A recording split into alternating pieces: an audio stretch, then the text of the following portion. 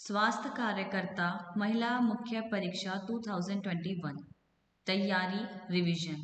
सामान्य गर्भावस्था, गर्भावस्था के चिन्ह और लक्षण, normal pregnancy, sign and symptoms of pregnancy. इसमें टोटल 38 टॉपिक्स दिए गए हैं, जिनमें से हम आपको sign and symptoms of pregnancy के बारे में बताएंगे।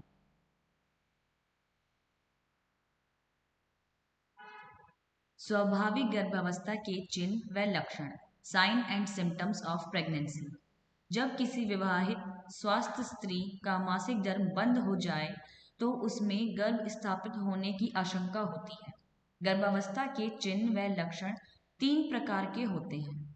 संभावित चिन्ह, पॉसिबल साइंस।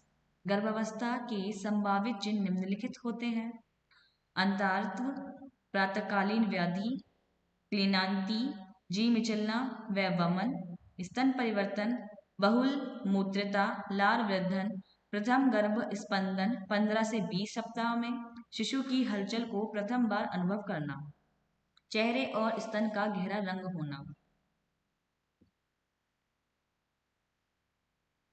प्रसंभाव्य चिन्ह, उदर विस्तार, उदर का व्यास अधिक बढ़ता जाता है, गर्भ खाका 24 घंटे 24वें सप्ताह तक उदरीय परिस्पर्शन द्वारा गर्भ के सिर, पीठ, घुटने तथा कुहनिया आदि को अनुभव कर गर्भ सत्यापन करते हैं। गर्भाशय परिवर्तन 16 से 20 सप्ताह के गर्भाशय के निचले खंड को कोमलता स्पष्ट होती है। गर्भाशय में रक्त परिसंचरण, ब्लड सर्कुलेशन बढ़ता है। योनि परीक्षण करने पर इसे अनुभव किया जा सकता है। गर्भाशय ध्वनि, यूट्राइन सुफिल 16वें सप्ताह से आगे यूट्रस के ऊपर उदर भित्ति का परिश्रवण करने पर विशिष्ट ध्वनि सुनाई पड़ती है, जो फूंकने से उत्पन्न ध्वनि के समान होती है। इस ध्वनि की आवृत्ति गर्भवती की पल्स रेट के बराबर होती है। ब्रैक्सटन हिक्स संकुचन, यह संदर्भित गर्भाशय के अंतिम त्रैमास मीन्स 3rd मंथ की अवधि में उत्पन्न होने वाला गर्भाशय संकुचन यूट्राइन कॉन्ट्रैक्शन है। ये संकुचन 20 सप्ताह से आगे गर्भाशय में बिना दर्द के 15-15 मिनट बाद उत्पन्न होता रहता है। सकारात्मक चिन्ह, गर्भ की हृदय ध्वनि, यह ध्वनि अग्रवर्ती उदरीय भित्ति पर गर्भावस्था के 20 सप्ताह बाद सुनाई पड़ने लगती है। यह ध्वनि 120 से 160 टाइम्स प्रति मिनट की रेट से सुनाई देती है। गर्भ का अपूर्ण उदर की अभिव्यक्ति पर गर्भ के घूमने के 20 से 22 सप्ताह की गर्भावस्था में महसूस कर सकती है। नाभिनाल ध्वनि, हर ध्वनि नाभिनाल में रक्त के तीव्र बहाव से उत्पन्न होती है। अल्ट्रासाउंड,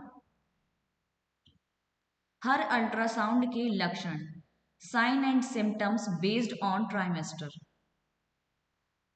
पहला ट्राइमेस्टर, पहला 12 सप्ताह, मासिक धर्म नहीं होता है, प्रातःकाल चक्कर, भूख ना लगना, कमजोरी, मूत्र बारंबार होना, स्तन में परिवर्तन, जी मिचलाना व वमन।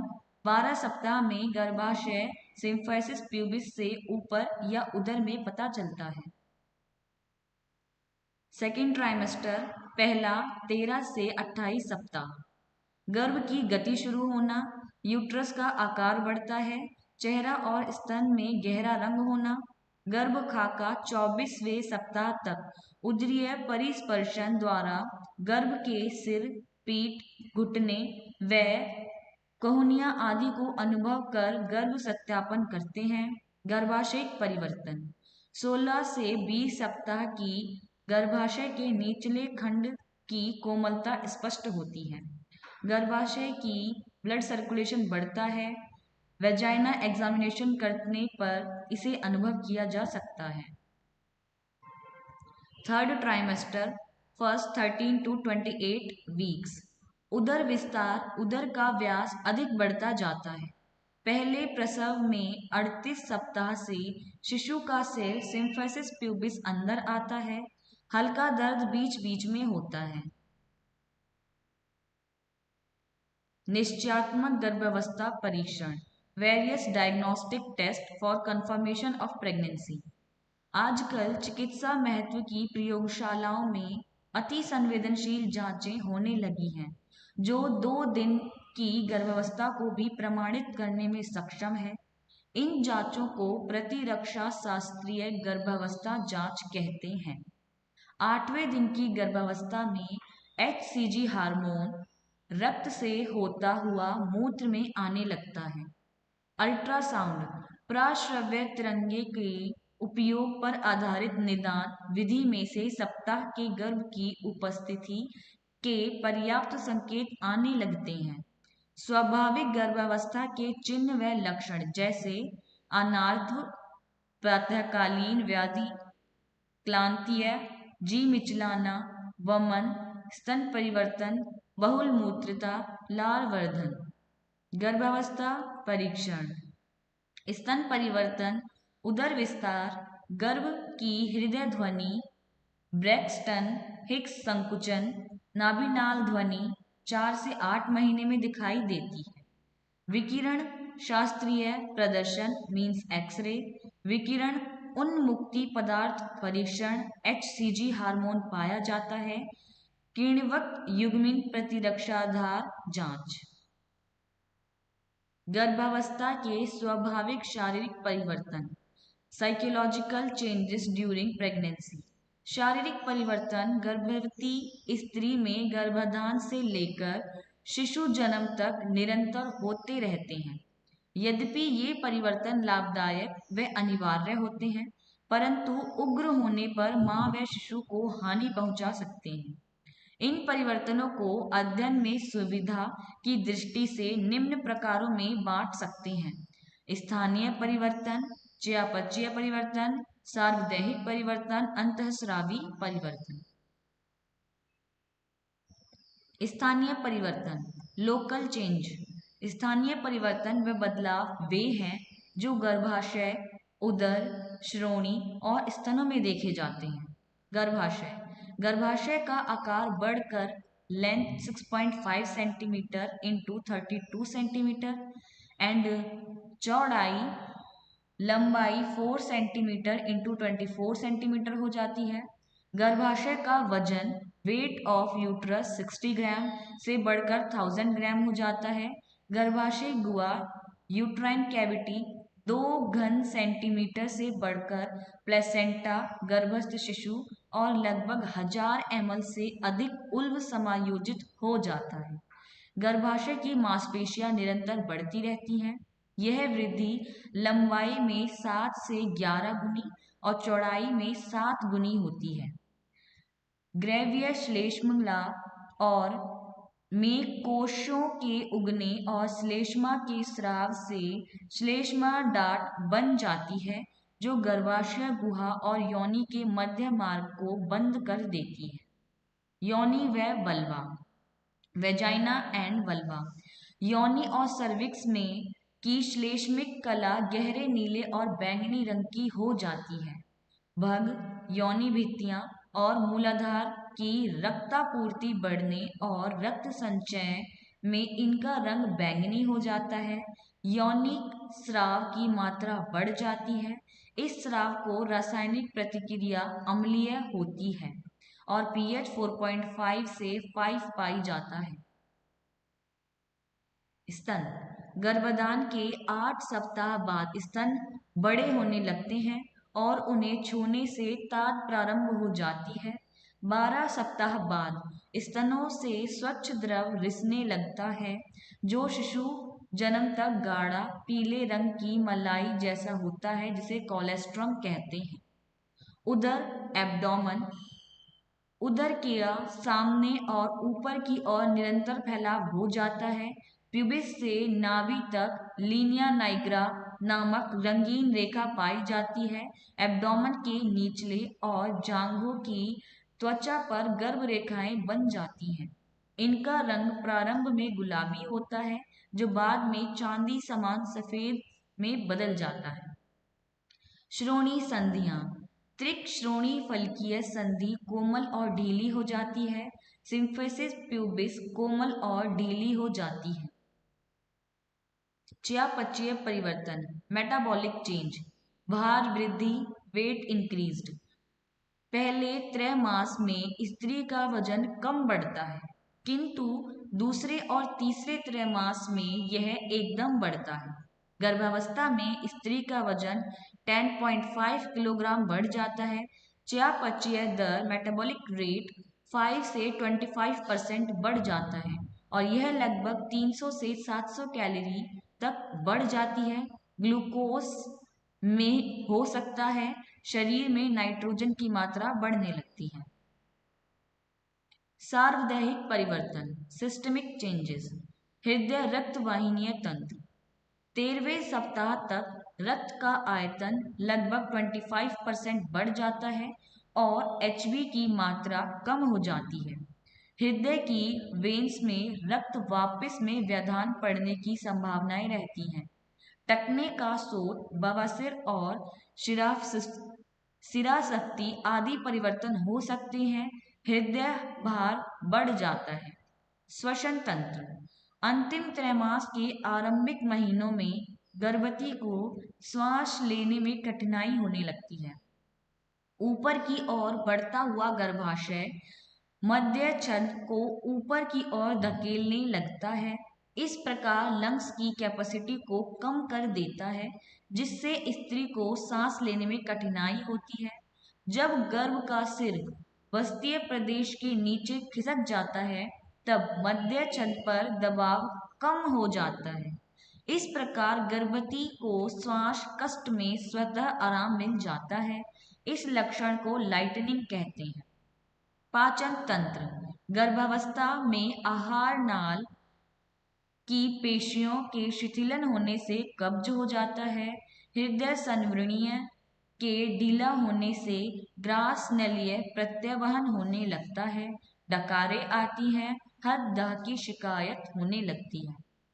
मूत्र संस्थान, बढ़ता हुआ गर्भाशय मूत्राशय पर दबाव डालने लगता है, जिसकी वजह से गर्भवती को मूत्र की इच्छा जल्दी जल्दी होने लगती है। फ्रीक्वेंसी ऑफ मिक्चुरेशन फील होती है। त्वचा, गर्भावस्था के दौरान सफेद व व्यग्नस्रावी ग्रंथि अधिक सक्रिय हो जाती है। त्वचा के रंग में परिवर्तन स्तनों, योनि व चेहरे पर अधिक होता है। चेहरे की वर्णकता को कौलेष्मा या गर्भावस्था का मुखावरण भी कहते हैं। तंत्रिका तंत्र, गर्भावस्था के दौरान भावनात्मक और शारीरिक समायोजन करना होता है। कुछ मामलों में तो भावनाएं बहुत प्रबल होती हैं। गर्भावस्था के प्रारंभिक महीनों में कुछ उदासीनता और चिड़चिड़ापन बना रहता है। कुछ स्त्रियों में खट्टे या तीखे पदार्थ को खाने की तीव्र इच्छा होती है। उपरोक्त प्रकार की उलझनों को व्यवहार कुशलता से सुलझाना चाहिए और इन विचारों को गर्भवती के दिमाग से निकालना चाहिए। अंतस्रावी परिवर्तन, एंडोक्राइन चेंजेस। अपरा मीन्स प्लेसेंटा। प्लेसेंटा का निर्माण फर्टिलाइज्ड ओवम के इम्प्लांट से प्रारंभ होकर लगभग 3 माह में पूरा हो जाता है। यह मानव गर्भवेष्टनी जेनाइटल उत्तेजक हार्मोन HCG का स्राव करती है। यह हार्मोन अंडाशय की पित्तपिंड का तैयार करता है। गर्भावस्था के 12वें से 13वें सप्ताह में इस हार्मोन का स्राव अधिकतम होता है। यह हार्मोन ब्लड व यूरिन दोनों में पाया जाता है। अंडाशय, ओवरी, गर्भावस्था के 12वें सप्ताह से पहले तक इस्ट्रोजन हार्मोन का सिक्रीशन अत्यधिक मात्रा में होता है। यह यूट्रस, स्तनों की नलिकाओं, प्रणाली, निप्पल आदि की वृद्धि के साथ प्रातःकालीन व्याधि को उत्पन्न करता है। प्रोजेस्टेरोन हार्मोन का स्तर निरंतर पूरी गर्भावस्था में बढ़ा हुआ रहता है। इसका प्रारंभ में उत्पादन पित्तपिंड द्वारा और बाद में प्लेसेंटा द्वारा अंत तक होता रहता है। थायराइड ग्लैंड, थायराइड हार्मोन गर्भावस्था में अवटु ग्रंथि का आकार बढ़ जाता है। इस ग्रंथि से अवटु हार्मोन का स्राव अधिक होने के कारण चयापचय दर मेटाबॉलिक रेट अधिक हो जाती है। Adrenal gland. द्वितीय त्रैमास के बाद अधिवकृत हार्मोन का स्राव अधिवशक ग्रंथियों द्वारा बढ़ जाता है। Pituitary gland. Anterior pituitary gland के hormone FSH follicle stimulating hormone और एलएच ल्यूटिनाइजिंग हार्मोन का लेवल में कमी हो जाती है। आरंभिक गर्भावस्था के लघु कष्ट सूची। Minor elements of pregnancy and there management. प्रातःकालीन व्याधि। गर्भावस्था के 4 से 12 सप्ताह तक महिलाओं को प्रातःकालीन व्याधि हो जाती है। इस व्याधि में गर्भवती महिला को प्रातःकाल उठते ही उबकाई आने शुरू हो जाती है। उबकाई में श्लेष्मा और पित्त पाया जाता है। इससे गर्भवती स्त्री की भूख समाप्त हो जाती है। इसमें उल्टियां हार्मोन असंतुलन के कारण होती है। उपचार ट्रीटमेंट। ग्लाइकोजन की मात्रा को सामान्य बनाए रखने के लिए रात को सोने से पहले कम मीठी वस्तुएं खानी चाहिए। वे खाद्य पदार्थ जिनमें अधिक फैट हो जैसे मक्खन, मलाई, पेस्ट्री और तली हुई चीजें नहीं खानी चाहिए। प्रातः बिस्तर से उठने से पहले कुछ घूंट गर्म पानी पीते हैं। हर 2-2 घंटे में कुछ शीघ्र पचने वाली चीजों का सेवन इसमें लाभकारी होता है। खाली पेट नहीं रहना चाहिए। ब्लड वॉमिटिंग से क्लोराइड और विटामिन बी की कमी हुई मात्रा की पूर्ति से सप्लीमेंट देना चाहिए। पानी पर्याप्त मात्रा में पीने को देना चाहिए। गर्भवती को अत्यधिक वॉमिटिंग होने पर चिकित्सक की सलाह लेनी चाहिए। हृदयदाह। अधिक समय तक लेटे रहना, यूट्रस का आकार में वृद्धि से आमाशय पर दाब, हृदय संवरणीय की शिथिलता और आमाशय पदार्थ का ग्रास नली में प्रवेश आदि प्रमुख कारण हैं। उपचार। खाने में फैट और तली हुई वस्तुएं लेने के लिए मना करना चाहिए। ज्यादा मसालेदार भोजन नहीं करना चाहिए। शीघ्र पचने वाली वस्तुएं खानी चाहिए। बिस्तर के सिर वाले भाग को 30 सेंटीमीटर ऊंचा करने से या तकिया अधिक लगाने से आराम मिल जाता है। मल अवरोध। गर्भावस्था में बढ़े प्रोजेस्टेरॉन हार्मोन के इंटेस्टाइन की कर्माकुचन गतियों को कम कर देती है। ये गर्भाशय के बढ़ते आकार से आंतों पर दबाव पड़ने से भी मंद पड़ जाती है, जो मल अवरोध का मुख्य कारण होता है। उपचार। खाने में फल और सब्जियों की पर्याप्त मात्रा लें। मल त्याग की स्वस्थ आदत डालनी चाहिए। पानी अधिक पीना चाहिए। भोजन की मात्रा बढ़ाने पदार्थ को अधिक लेने का सुझाव देना चाहिए। भयानक मल अवरोध होने पर किसी एक हल्के विरेचक को लेना चाहिए। गुदवस्ती या भित्तियों का प्रयोग नहीं करना चाहिए। ऐंठन। गर्भावस्थी स्त्री में ऐंठन निचले उपयोग की पेशी में होती है। इसका प्रमुख कारण वस्ती प्रदेश में बढ़ते गर्भाशय द्वारा पेशियों एवं शिराओं पर डाला गया दाब होता है। कैल्शियम, पानी आदि की कमी होने पर भी ऐंठन होती है। उपचार। गर्भवती को एक करवट से लेटने का सुझाव देना चाहिए। पैरों को थोड़ा ऊंचा रखने से आराम मिलता है। पैरों को हमेशा गर्म रखना चाहिए। कम से कम 1 लीटर दूध प्रतिदिन पीना चाहिए। मूत्र त्याग की बारंबारता। यह गर्भावस्था के शुरू के दिनों से होता है। गर्भित गर्भाशय मूत्राशय को दबाता है, जिससे गर्भवती में मूत्र त्याग की इच्छा होती है। उपचार। अधिक पानी पीना चाहिए। मूत्र त्याग के बाद स्वच्छता को बनाए रखें। योनि अस्राव। गर्भावस्था के समय योनि से अस्राव की मात्रा बढ़ जाती है। यह अस्राव हरा, बदबूदार, अत्यधिक और खींच उत्पन्न करने वाला होता है। सुजाक संक्रमण के होने का संकेत है। अस्राव का सफेद, पत्रिक व दही के समान होने का संकेत है। उपचार। कवनाशक मरहम का स्थायी प्रयोग करें। भग खुजली, यह रोग संक्रमण एवं स्थानीय स्वच्छता की कमी के कारण होता है। कुछ गर्भवती स्त्री में यह ग्लूकोज में होने पर भी होती है। योनि के छाले के कारण भी योनि और योनि मार्ग दोनों में अत्यधिक खुजली हो सकती है, जिससे गाढ़ा सफेद स्राव भी होता रहता है। उपचार, गोली या मरहम को योनि में लगाना बहुत लाभदायक है। इसका उपचार कारण के अनुसार करना चाहिए। स्वच्छता को हमेशा बनाए रखना चाहिए।